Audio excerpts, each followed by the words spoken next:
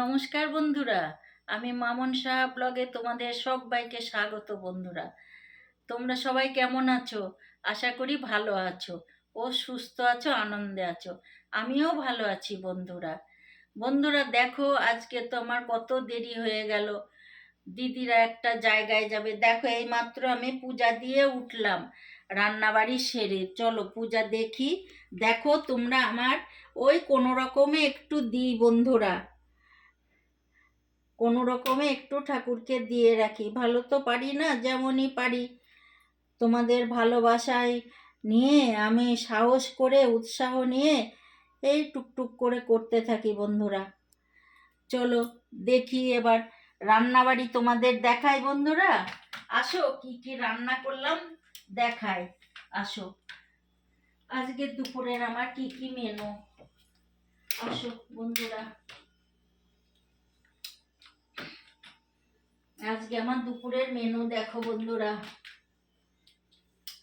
এই যে আমার দুপুরের মেনু। তোমাদের না দেখিয়ে তো আমি শান্তি পাই না, যাই হোক তোমাদের দেখাই, আমার খুব ভালো লাগে দেখিয়ে। আমার বন্ধুদের সাথে শেয়ার করি, গল্প করি। দেখো বন্ধুরা, এই যে সাদা ভাত হয়েছে বন্ধুরা, আর এই যে শাক ভাজা হয়েছে। শাক আমি একটু ভালোবাসি, তো শাক একটু রেগুলারই মনে হয়, একটু এক আধ দিন বাদ গেলেও শাক ধরো হতেই থাকে। আর এইটা দিদি ওই বাড়িতে রান্না করেছিল জায়বুকে দিয়ে, ওলকপি দিয়ে মুসুরির ডালের বড়া দিয়ে তরকারি, তাই আমার জন্য আবার নিয়ে আসছে। আর এইখানে দেখো বন্ধুরা, এই যে মাছের ঝোল, রুই মাছ দিয়ে আলু দিয়ে কপি দিয়ে ঝোল বন্ধুরা। এই আজকে আমার দুপুরের মেনু বন্ধুরা। কেমন লাগলো? আশা করি ভালোই লাগলো তোমাদের, না বন্ধু? দেখো আমার দেশ বিদেশের বন্ধুরা, দেখো আলু ফুলকপি দিয়ে আমি তো কিরম করে রান্না করেছি তোমরা দেখো বন্ধুরা।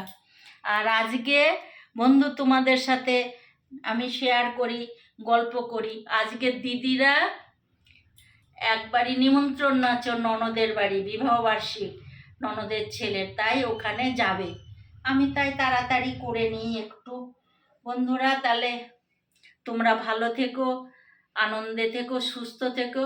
বাই বন্ধুরা, দেখা হবে অন্য কোনো ব্লগে।